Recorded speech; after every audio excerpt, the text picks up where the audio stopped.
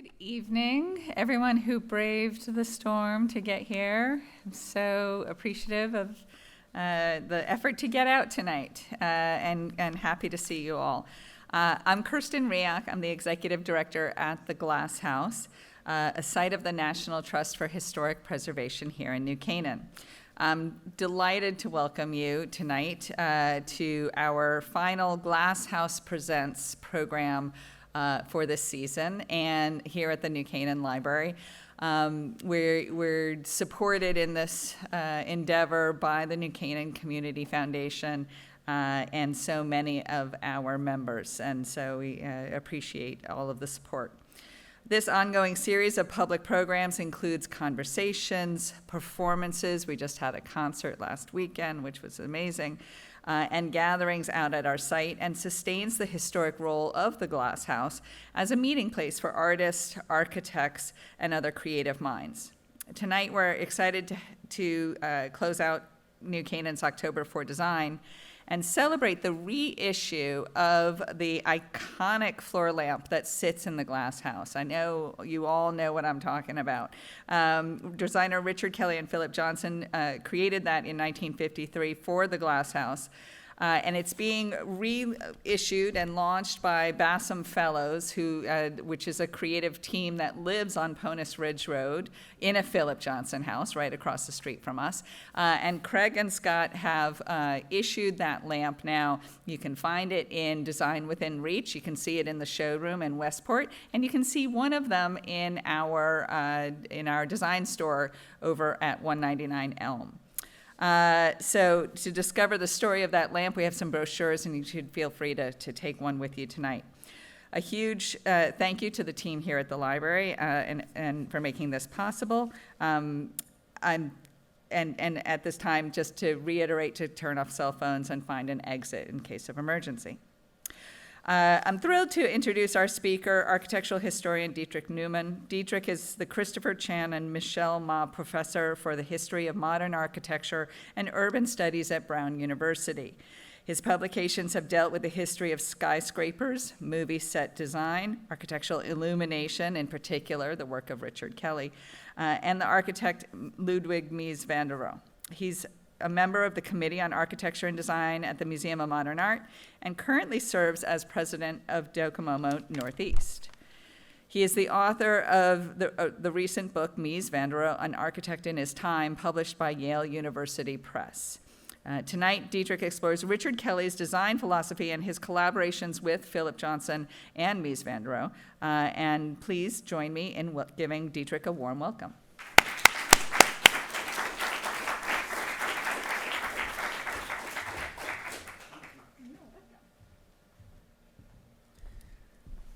So let me see. Hope this works. It's all very high tech here. Maybe a little echoey, a little too loud. I don't know, but we can adjust it a little bit. But I wanted to thank, obviously, Kirsten for inviting me and for the very kind introduction right now. And that's it. Okay, then I can do it.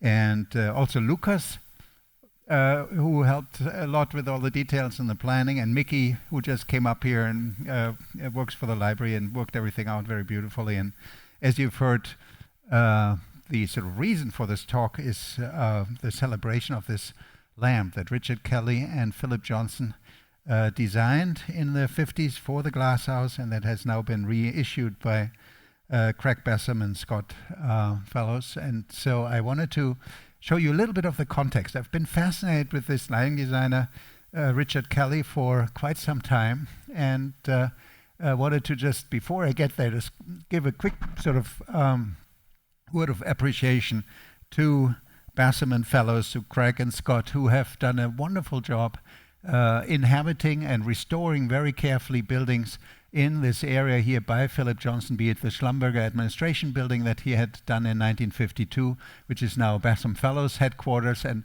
please look at those lamps above the entrance. We'll get back to similar lamps when we talk about the Glass House. And as you just heard, they inhabit now the Hodgson House right across from the Glass House that Philip Johnson designed in a short-lived partnership with Landis Gores in 1951.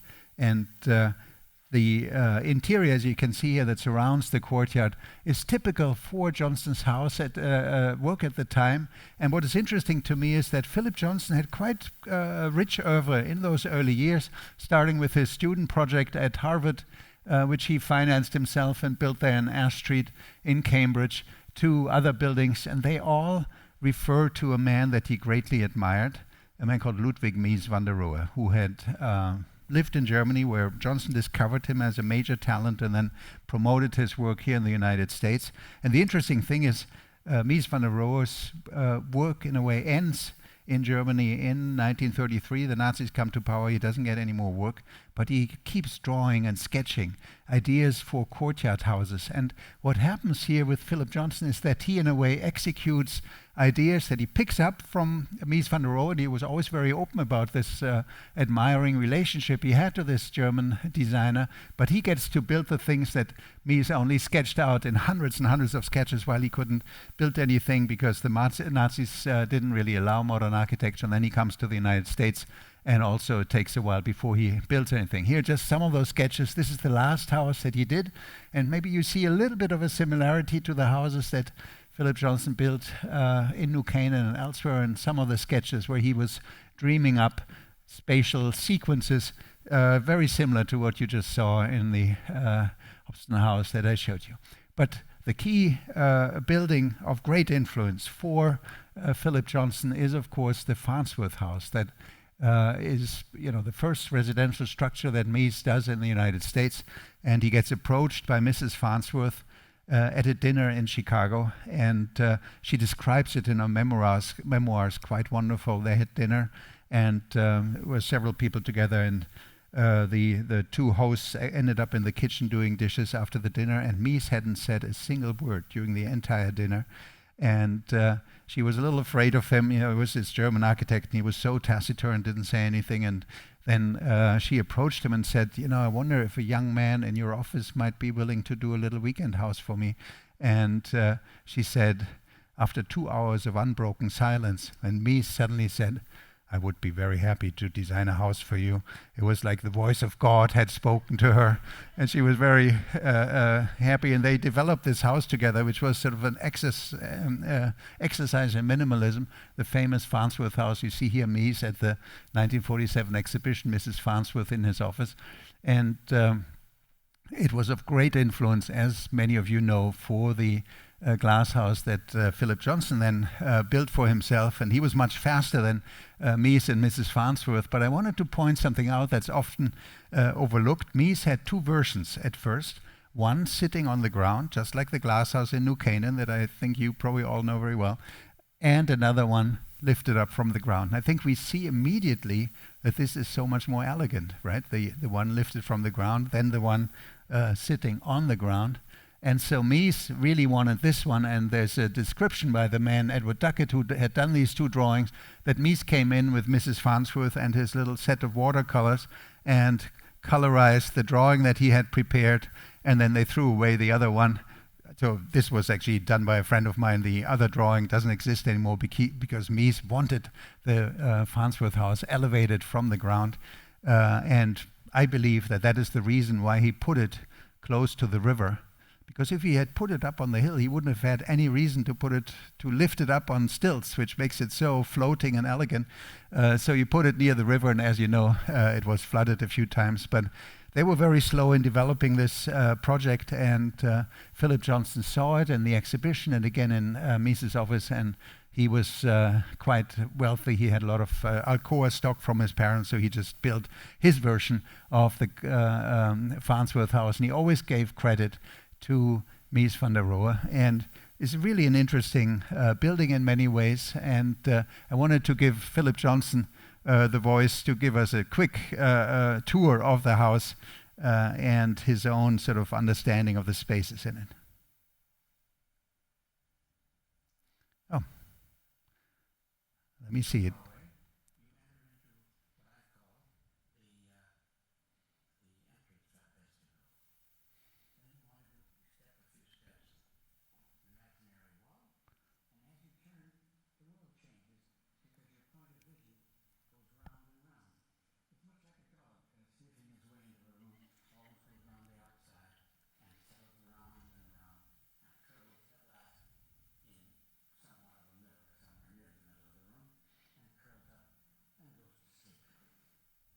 So you got a glimpse of that lamp already. We'll talk more about it in a little bit.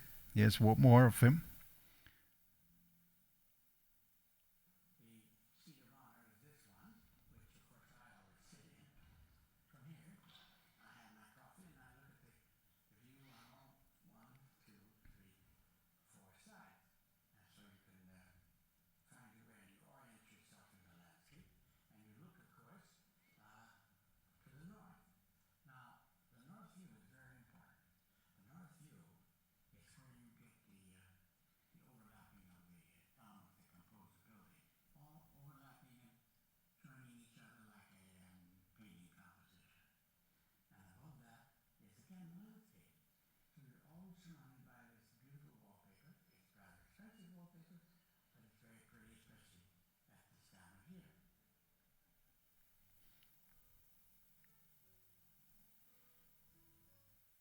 Quite wonderful. He loved the idea of this wallpaper, and he said, in the winter, when the snow falls all around me, he said, then it's like a celestial elevator, because it feels like the glass house is moving up while the snow is falling down.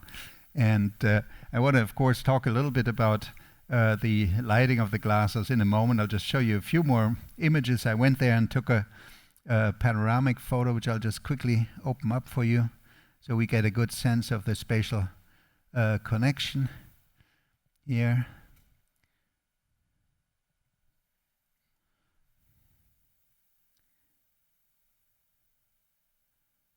Here's the lamp. We'll talk more about that in a second. And here's that wonderful view that he just described.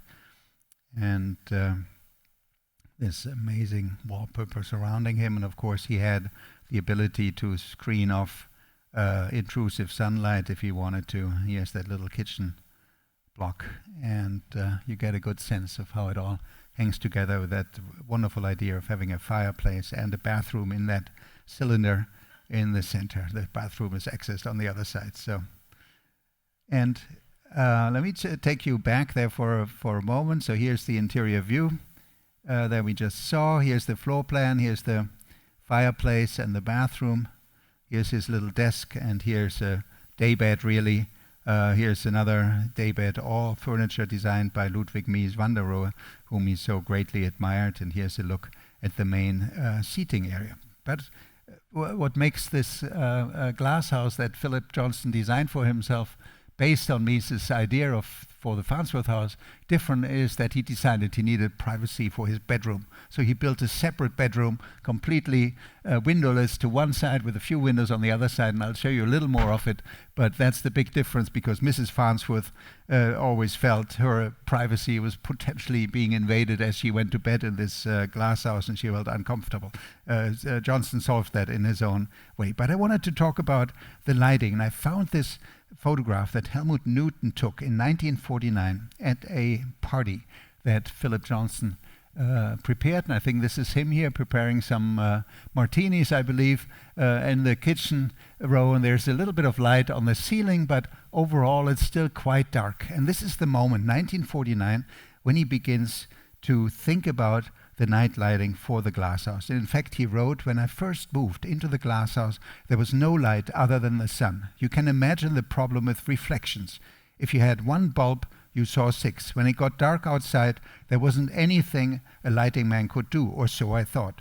Richard founded the art of residential lighting the day he designed the lighting for the glasshouse. He realized there was no other place to put the lights but the floor.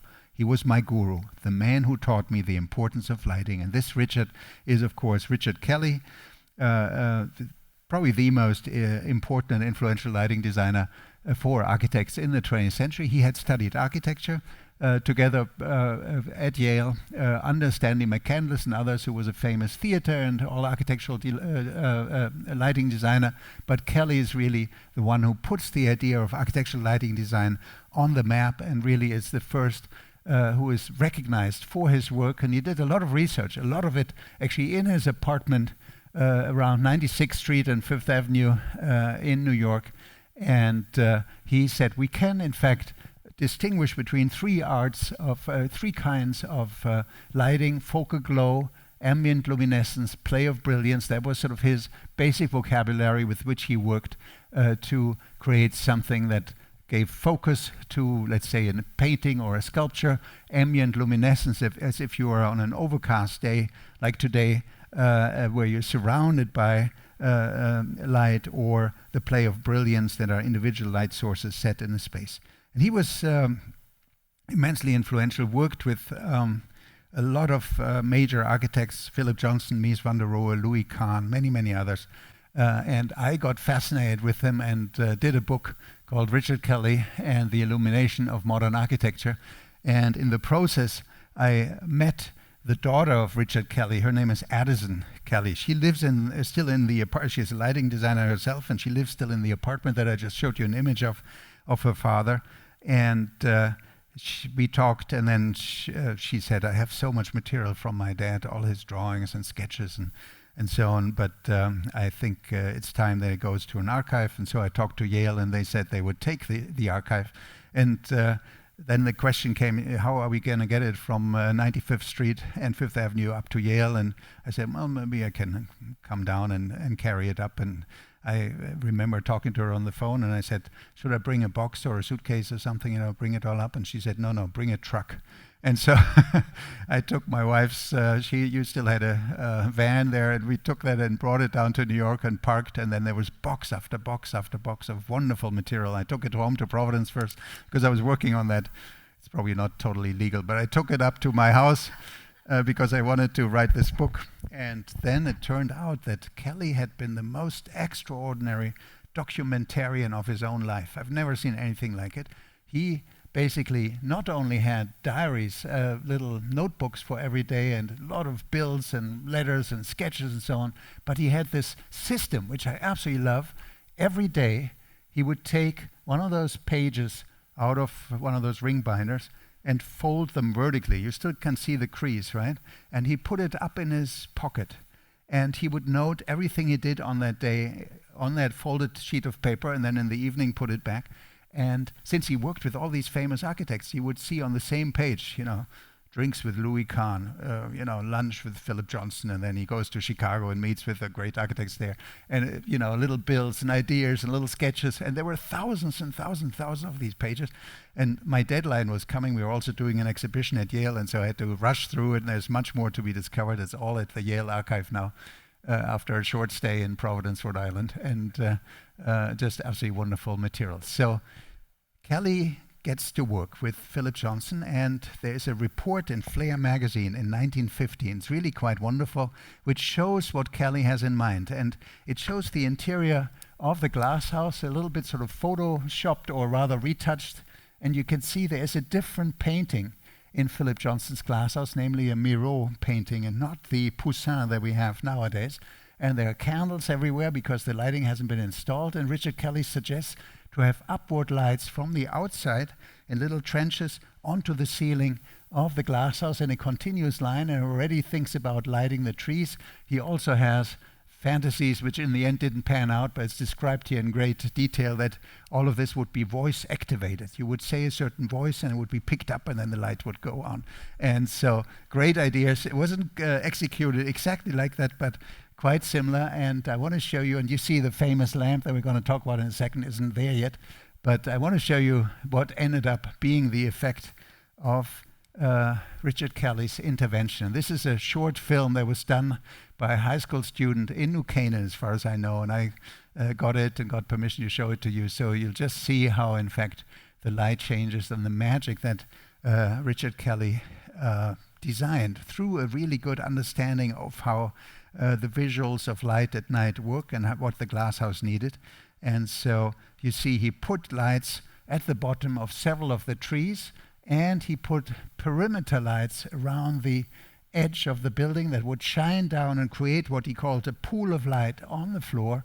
And then he had upward lighting inside. Now I'll show that to you in a second. Here's a little more of a detailed look. You see perimeter lighting, very similar to what I showed you in the Schlumberger building that Philip Johnson designed a few years later, that create this pool of light on the outside, and then you see here also pools of light on the inside. A reporter from the said the Evening Post, in fact, said the house is a gleaming rectangle now. I felt shielded and secure. Once I had stepped through the doorway, one gets the impression of being centered, almost floating on a sea of light. And I want to show you another panoramic image because it's so important to get a sense of the spatial effect of this. And so I was lucky. A few years ago, I brought in my camera and took a panoramic photo here. And so when we look around, we see the invention that Kelly made. First of all, we already see the trees lit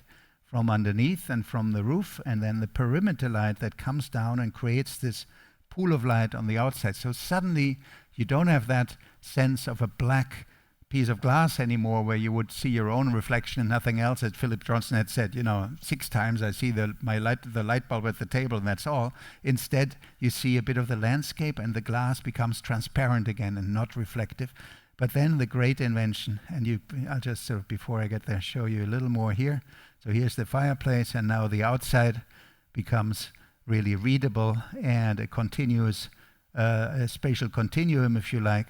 And then there are these rather interesting, mystifying pools of light on the ceiling, and Richard Kelly invented this little device, a little light cannon that would sit on the floor and shoot the light up. It would be built in such a way that it wouldn't blind you looking sideways onto it, and of course then you get a diffuse light reflected down from the ceiling. During daytime there was nothing on the ceiling, it was completely undisturbed, but at night it became luminous, and that was his great breakthrough. And then of course we can already have a look at this wonderful lamp that now has been re-edited, and we can go a little closer. Here it is. And suddenly we see what he did here with this little light cannon and the light up to the ceiling is, in a way, in a nutshell, what he does in this lamp. Instead of the ceiling, there's now a sort of hat. In a way, it looks almost like a Vietnamese rice farmer's hat that projects the light back down, creates a pool of light, and thus creates a pool of a source of light that is not blinding, and at the same time a really sort of mellow circle around it. What is nice when you look here up at the ceiling, you'll see that there's this slim, I don't know if you can see that circle. You see the circle? So a little bit of light is just escaping beyond that hat of that wonderful piece, and just escaping just a little bit. And I thought this outline is just so beautiful. Absolutely brilliant idea. Very simple in a way once you've figured it out. And so this is the lamp that was re-edited. And I thought it's important to share with you these sort of spatial connections that you find here. So I'll go back into the slideshow here, and wanted to show you the lamp now itself. And of course, one of the reasons for its re-edition was also that the material it was made of originally was rather soft, and you see that little dent there in the edge because it tended to fall over. There was a 3-legged version at first which fell over much more frequently, but even the 4-legged version would fall over. And I love that drawing here on the right, and Lucas found for me a higher resolution version because it plays with scale. And what it shows you is first a sort of section of that little can of light there with a light bulb at the bottom and those rings that make sure that no light escapes. And then you see how the edge of the light is then continued on up to the edge of that little top screen to make sure that no one gets blinded, that when you stand here, you can't look deep into this little canister and look straight into the light bulb. It's very carefully sorted out, as you can see here, and beautifully done. The man who actually manufactured it is a very interesting figure. His name is Edison Price. And I always think when your parents give you the first name Edison, you have to become a lighting designer, right? Which is what he did. The company, and he founded a big company, he lived till 1977, and did all the manufacturing for Philip Johnson and Richard Kelly. He got even an award from the American Institute of Architects. He's not as well known as he deserves to be, but the company Edison Price is still in Queens. They still produce lighting devices and so on, and he manufactured the whole thing and figured this out. We'll come across him again. Really quite wonderful. And I've often wondered, so Richard Kelly's daughter, whom I mentioned before, who's also a lighting designer, her name is Addison Kelly, and it's spelled Addison, and I wonder if that's like, it sounds like Edison, right? So I have to ask her if that's the reason, who knows. But just quickly, here's the light can and the rings that direct the light very, very carefully and precisely just to the edge of that screen so you don't get blinded. It's absolutely wonderful, and this is the new edition. It comes in 3 different colors, and so as we just heard from Kirsten, it's at Design Within Reach, which I'm not going to talk about the price. That's sort of a distraction, but you can see it here in town, and of course also in the glass house at the gift store. And here just a quick reference again to this wonderful bedroom building that Philip Johnson designed for himself. He's already at this point moving away from Mies van der Rohe and his sort of strict linearity, and designed this bedroom for him just a few years later in 1953, and again asks Richard Kelly to do indirect lighting that is hidden behind the screen of these wonderful plaster baldachins that he dreams up for himself. And he was very keen on working with Richard Kelly on having a dimmer. And you see that little black box here, that is how big a dimmer was in those days. Now we just have a little round thing in the wall and it's very easy, but it was a rheostat. And there's a wonderful story when Frank Lloyd Wright came to visit, and he was so fascinated with the rheostat, having the light go up and down. He sat on the bed and played with that dimmer for hours and hours. Here it is. So, and of course, there's a great photograph here of the window that is behind these screened walls that occasionally get opened up. So here the obvious photograph of Philip Johnson turning the glass house into a center of cultural encounters very often, and a lot of famous architects and artists, of course, showed up. I wanted to show you that, of course, this is the moment when this happens, that the Farnsworth House is finally being built. This is already being published and talked about, and Philip Johnson was very good at self-promotion, so Mies must have felt that he stole his thunder a little bit, but he put a lot of effort into the details of the Farnsworth House, and it's finally finished in 1951. I just want to point out one detail that I've really been interested in and sort of fallen in love with just for a second, because it is something that one thinks is almost un-Miesian. Miesian always emphasized how important it was to show the structure, and you see here, bolts and welded corners and rivets and so on. But there's also an area where you just see sort of flat little dots where, in fact, a connection was created through welding. We call it plug welding, which in the end ends up being invisible, and then sort of grounded down so that you wouldn't see any traces of it, and you would see corners like this at the Farnsworth House where the traces of the actual welding connection that is embedded in the flange of this I-beam are just sort of barely visible. And so for the naked eye, in fact, the connection between the load-bearing I-beam and the steel frame is almost magical. One reporter wrote, as if it is held by magnetic force, but it was sort of hidden welding connections, plug welds that were used there, and this was something that Mies worked out for this house, one of the many reasons why it became extraordinarily expensive. And Philip Johnson went to see it in 1951 when it was finished. Unfortunately, as many of you know, Mies van der Rohe and Mrs. Farnsworth had a terrible falling out and sued each other in court, and so Mies couldn't go there anymore. He was not welcome at the house anymore, but Philip Johnson went, and Mrs. Farnsworth received him, and he looked at those connections and said, the steel connections are so inevitable, so clean, so beautifully executed, that I believe no one will ever improve on them. Their problems are solved once and for all. Their execution is also a wonder to me. I'm amazed that you found workmen to execute them so well. I cannot be specific because each one is as good as the next. It exhausts me to even imagine what work you have been through, he wrote to Mies in 1951. But this is a crucial moment as the house is being finished, and at the same time the court case begins, and it in the end lasts for 4 years and sits in the courts, and Mies is very nervous that he might lose his license, and Mrs. Farnsworth is nervous that she's going to lose a lot of money. She already had paid $70,000, which was a lot of money for this building. But at the same time, of course, the discussion about the building continues on. It's being published then finally when it was finished.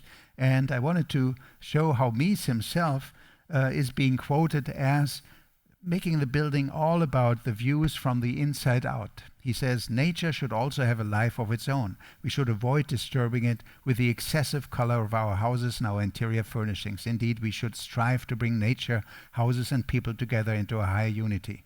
When one looks through the glass walls of the Farnsworth House, it takes on a deeper significance than when one stands outside. More of nature is thus expressed. It becomes part of a greater whole, he wrote. And for me, it's very interesting that one thing, and you'll just get a sense of it, he did not think about at all was the night lighting. And really quite interesting, while Philip Johnson is already working with Richard Kelly, there's no lamps in the ceiling, as you can see here. There were a few outlets, that was it. And no real concern for the night lighting. And Mrs. Farnsworth talks about how at night there are just these black glass walls surrounding her, and she sees her reflection, but she doesn't see what's beyond the house in the outside. And really quite interesting. And I look here at the early publications. This is Architectural Forum in October 1951, and you see it here. And after the falling out of Mies and Mrs. Farnsworth, he had already ordered furniture for the house without asking her. Of course, it was all furniture that he had designed. And she said, no, I have had enough. I've paid so much money for this house. I'm going to order my own furniture and my own lamps, etc. So she ordered contemporary furniture like Jens Riesom, great Danish-American designer, and she ordered this lamp. This is a standing lamp. That's one of the very few details of a lighting design for the interior that we have. She just bought that lamp, famous Arredo Luce, which had been shown at the Triennale in Milan in 1947, designed by Angelo Lelli, an Italian designer, and she puts that in there. You see it there on the right, which can shine up to the ceiling and to the floor and create pools of light, but not necessarily avoid the sort of blinding effect of direct exposure to the light bulb. So what is interesting to me is I found this quote. And so Mies had not given much thought to the lighting at all. Mrs. Farnsworth solves it to a certain degree on her own, but not very convincing and far-reaching. And in retrospect, in 1977, Philip Johnson says, one thing he, Mies, was absolutely no good at was lighting. He just wouldn't focus on it. Look at those fixtures in the Tugendhat The Tugendhat was the worst of all, he said. The Tugendhat is the great, one of the great houses that Mies designed in just before the Nazis came, and I finished in 1931. And here's an interior shot, and you immediately see that the lighting is not very cozy at all. There's a light bulb that's sort of almost not visible. It's a little fixture by Paul Henningsen in the ceiling, and it's not in the center of this group with a table in the middle, but rather sideways, so it doesn't work at all. It's really quite interesting. I always wondered why Philip Johnson chose that photograph to represent the Tugendhat House in that big show that he does about Mies van der Rohe in 1947. You see it here.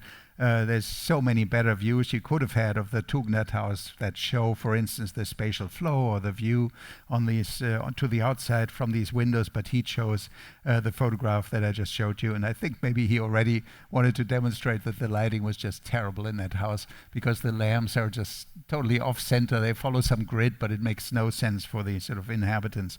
Here you see a photo that I took there when I was there last, and you see how those beautiful lamps by Paul Henningsen are, not related to that seating arrangement at all.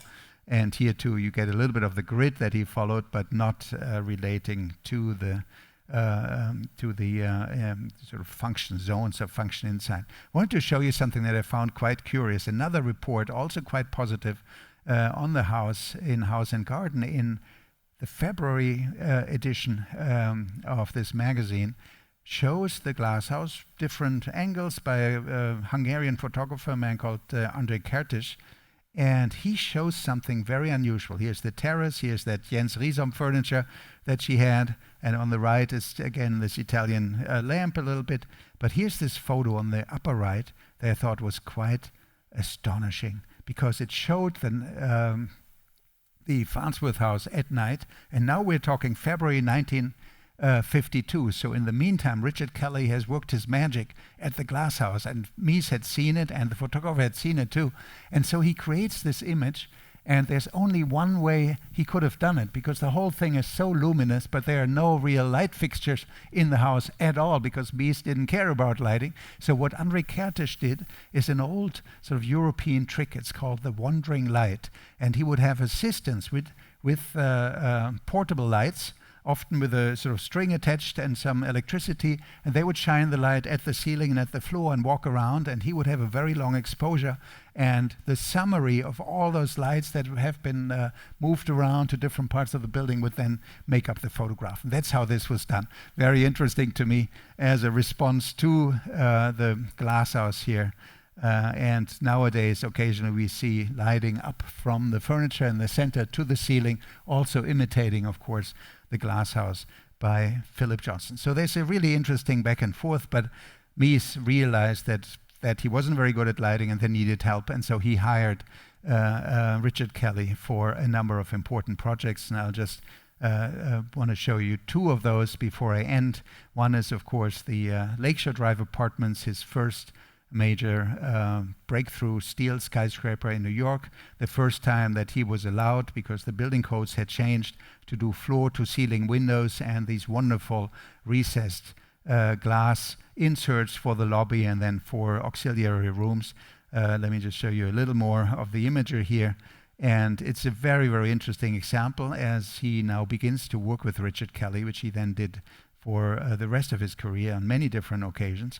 And here's the publication that sort of advertised the Lakeshore Drive Apartments as the world's first multiple glass house, as you can see here. And Richard Kelly came up with an idea of leaving the ceiling almost as untouched as it had been in the Farnsworth House, and as Mies would have ideally have liked it, by inventing recessed lights. Richard Kelly is really the one who invented recessed lights that you all have in your kitchens and bathrooms. Probably he's the one who came up with that for the first time in conjunction with his work for Mies van der Rohe. You see them here.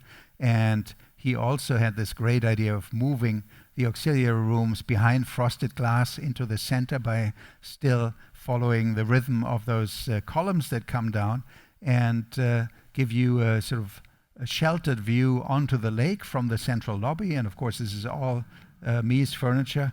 We don't need the sound here. I put the date there because I had a chance. We were in Chicago to celebrate Mies's birthday on March 27th. And on the morning of that birthday, I walked up to the building, and the superintendent said, "Oh, are you interested in the building?" And I said, "Yes, today's the birthday of Mies van der Rohe." And he said, I know, I'm the superintendent of this building." And then he invited me and Vivian to go up on the roof. It was quite scary. There's no railing up there, and it was quite wonderful. But first I took this film, which I want to share with you. And now here's Richard Kelly, and he gets involved and in fact writes to Mies van der Rohe and says, "With your conception of the buildings, a linear conception of light on the ground and terrace makes apparent the open continuity of space under the buildings, makes a pleasant outlook from the lounges, and also lights the ramp for underground traffic." And you see the ramp just here in the foreground, which is why I chose this image. And I managed to take another panoramic photo that I wanted to share with you because I was lucky. It was a rainy day like today, and then it really works extremely well. And you get what Kelly did here with his recessed lights, creating a pool of light around the foot of the building.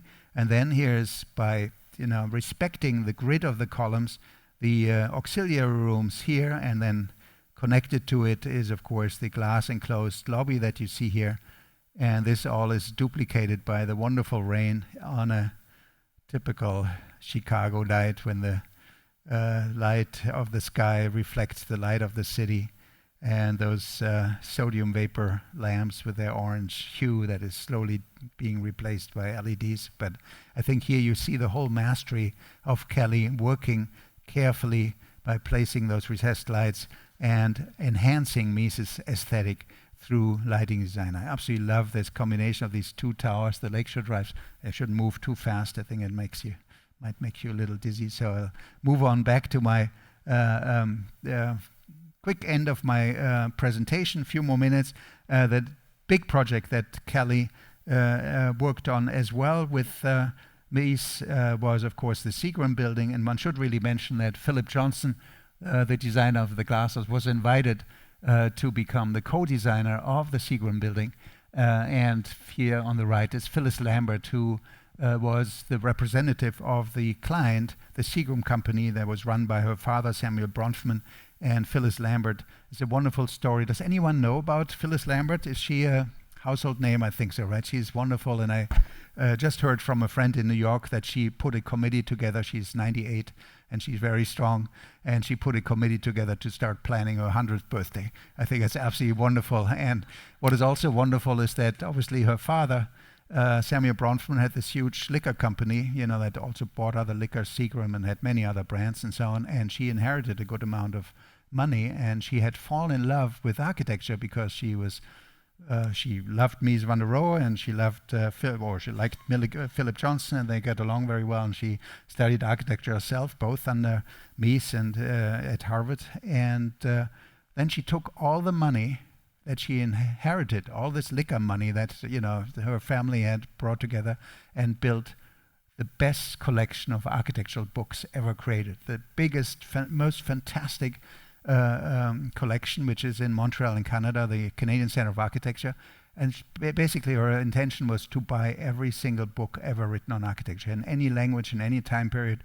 I've spent a lot of time up there. It's absolutely fantastic. It's a great way to use money that was gained partially just through sales of Seagram whiskey, but also partially during the Prohibition, because the Canadians obviously had to somehow help out the thirsty Americans during that period. So here's Philip Johnson, Mies van der Rohe, and Phyllis Lambert. Here, the two of them. The Seagram Building is designed. Money played absolutely no role. Phyllis Lambert wrote a wonderful book about her experience a few years ago, and the lighting design is really crucial. We took that image here on the right for the cover of our book on Richard Kelly, who came up with the idea of a perimeter lighting. You see it here in the ceiling and here in the floor plan. And this perimeter lighting is meant, in fact, to make the whole building at night transparent, almost translucent, because depending on where you stand, in particular if you are on the sidewalk like this person here and you look up, you get you see a lot of this perimeter lighting, and it had two circuits. It was different lighting during the day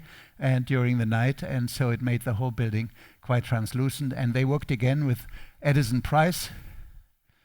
Here's his name, and he patented these sort of deeply set lighting devices that would in fact shine down onto these travertine elevator cores that are visible from the street. And here is a view of them, and I took that photograph, and maybe I'll just quickly again show you a quick panoramic view which I wanted to share with you about. It's really quite wonderful. This is what you see when you are in the street out there. And this is a few years ago, before the new owner took away that wonderful Picasso curtain there in the center.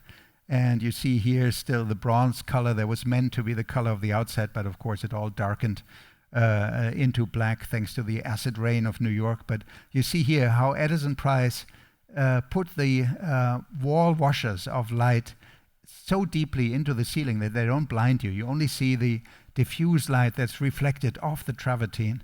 Absolutely beautiful. And I remember I had asked if I could take some photos, and the owner of the restaurant at that point, it was still the Four Seasons, said, no, well, not right now, because there are still guests, and some guests might not want to be seen in one of your photographs with someone they're having dinner with, and you have to wait until everyone had left. So I waited and waited and waited, and finally I got to take my photograph, and the cleaning crew had arrived. So here we go. It was like midnight at that point, but I think you get a great idea of the skillful application of the lighting here in this interior by Richard Kelly. And I'll quickly want to move on. I have another image for you, because in my research on Richard Kelly, I found this very interesting essay in the Saturday, here it is, Saturday Evening Post, 1958, and Kelly is being interviewed, and you see him here working his magic at the glass house, etc., and many of his wonderful commissions. And then he says, and I quote here, Kelly's work on the Seagram Building is a striking example of the consultant's role. The lobby, a lofty glassed-in area, invites you to enter on what appears to be a sunlit floor and is dominated by the glow of chalk-white marble elevator shafts washed in light. The luminous white marble is Kelly's suggestion. Mies van der Rohe had originally specified a dark green stone. The illumination has its source in fixtures artfully concealed in the ceiling, 24 feet above the floor, and Kelly believes is probably the most intense concentration of wattage per square foot of any public building anywhere.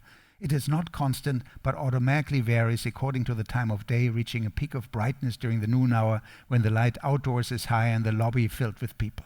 So this interested me, that Mies had suggested maybe a dark green stone. So I asked a student of mine if he could visualize that, and he did. He took my panoramic photo and put the dark green stone in, and here you see it. And I'll just quickly make it large, and there's another panoramic photo, and you see the difference it would have made, right? It looks almost realistic, but this is just a manipulated photograph, and quite different. And of course, the white stone with its reflective light shines out onto Park Avenue, and so you're sort of invited into the building. Unfortunately, it's not very accessible on that floor, but really quite wonderful. And this is sort of the work where Richard Kelly said, no, this is not going to be as good as if we do white stone there. And so Mies van der Rohe relented. But I want to show you one last quick image, and then I'll be finished, which is, of course, the key job of Philip Johnson and Richard Kelly was what was called the Four Seasons Restaurant. It has changed its name and its ownership, and this room, unfortunately, is not permanently used at the moment.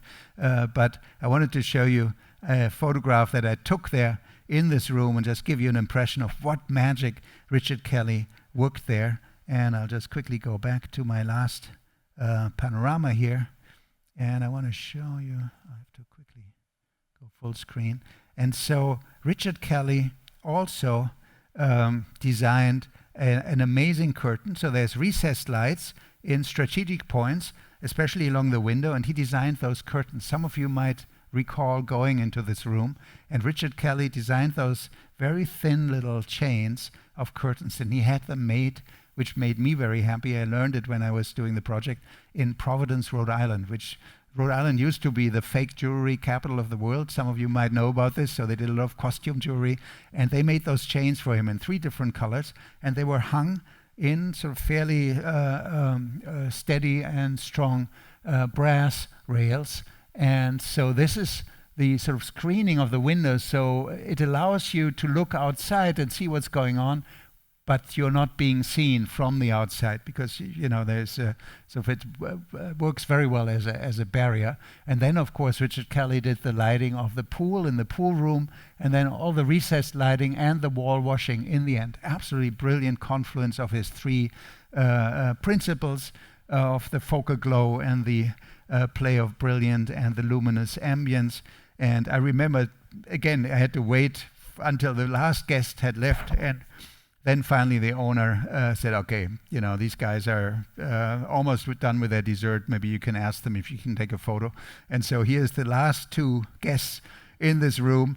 And so I'm setting up my camera, and I'm taking my 360 shot all around and up and down and everything. And then afterwards, and you see here the beautiful recessed lights of Richard Kelly. Absolutely magical, right? Hitting those plants that are suspended, and the wonderful plates that were designed by the great architecture critic Ada Louise Huxtable and her husband. Then I put it all together on the computer, and I saw that this man had just taken a photo at that very moment when I was taking my photo of the man he was having dinner with. So that was my little bounty from that excursion into the Four Seasons. And so the lighting collaboration of Richard Kelly and Mies van der Rohe and Philip Johnson led to one of the most impactful and beautiful office buildings in the world, the Seagram Building. You see the lighting of the perimeter ceiling lights has been restored very beautifully, and the pool of light is clearly visible that shines out onto the street. The building becomes almost immaterial, and that was seen immediately from the beginning by the great critics, and one of the great assets. Louis Mumford wrote, "This integral illumination, divorced from advertising, can serve as an example of how to enliven the townscape at night. The Seagram Building's regal mixture of black and gold that greets one from the lighted building at night is not just nighttime splendor, but the highest aesthetic achievement of the building. Even," he wrote, "a post-Whistler nocturne." Thank you very much. Wow.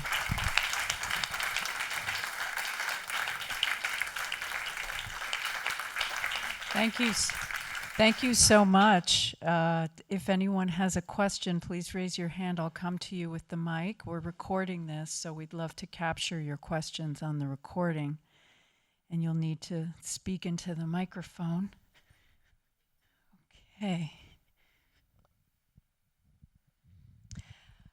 Delving into Kelly's work in such a detailed way must have changed for you the way that you looked at some of these buildings. And I wonder, just in your architectural historian hat, what were the changes? Were there things that changed for you about how you thought about the buildings? Thank you. That is such a good question. Yes, a number of things changed. One was the observation that I made that has really influenced me, that when you have a building during daytime and you have glass, expanses of glass, which is often the case with modern buildings, they are usually obscure. You can't look through them. They are reflective of the sky and of the bright lights outside. But at night, behind huge expanse of glass, you suddenly are able to look deep into the building if there's lighting inside, which often is the case. And so you get a much better sense of its three-dimensionality, of its spatial sequences inside. So that became really something that I was interested in and got sort of sensitive about. And I asked the photographer, when I did my book on Mies van der Rohe, I asked him, can you do a lot of photos that are sort of at dusk, where you suddenly get the depth of the building because there's light inside and you don't get the reflection in the windows? And he did that. Some of these photos that you saw are by him. And so that has really changed the way I look at architecture. Absolutely, yeah, thank you. In the 1970s, I worked in Boston at the John Hancock Tower, the I.M. Pye design. How heavily do you believe he was influenced by this breakthrough? Oh, that's a very good question. I mean, he was certainly influenced by Henry Cobb, who worked with I.M. Pye, right? And the Hancock Tower was certainly influenced by Mies van der Rohe. The sort of glass cliff looks a bit like early Mies projects. But I don't see quite as strong a sort of spatial opening there in the first and mezzanine floors as in some other buildings. But it's certainly a very Miesian skyscraper in its relentless grid and in its reflectivity. There's, of course, a whole development in the 70s and 80s with highly reflective tinted glass that have buildings like the one you worked on sort of merge into the sky. And that's a whole new aesthetic that works better at daytime. But I still love the Hancock Tower at night when it, without perimeter lighting, but still the fact that lots of offices have lights on makes it quite magical. Yeah, that's a really interesting point. Hey, Dietrich, I'm very interested in whether or not in the Kelly notes there is actually a discussion about what was involved in convincing Mr. Johnson to attach those lights to the facade of that pristine building, because it is very visually disruptive. There's no question about it. I know functionally the need is there, but the aesthetic kind of challenge is also there. And I'm wondering what kind of dialogue they may have had between the two of them. Yeah, unfortunately, since they were so close to each other, they had a lot of meetings where we don't have the notes of what they discussed, but that's a very good point. So the building you were referring to right now was the glass house, and you feel the lighting setup is disruptive. Very interesting. Yeah. Very interesting. Good point. But I haven't found anything that really addresses that. That's a really interesting. Yeah. Exactly. Nowadays. Yep. Totally. Mm-hmm.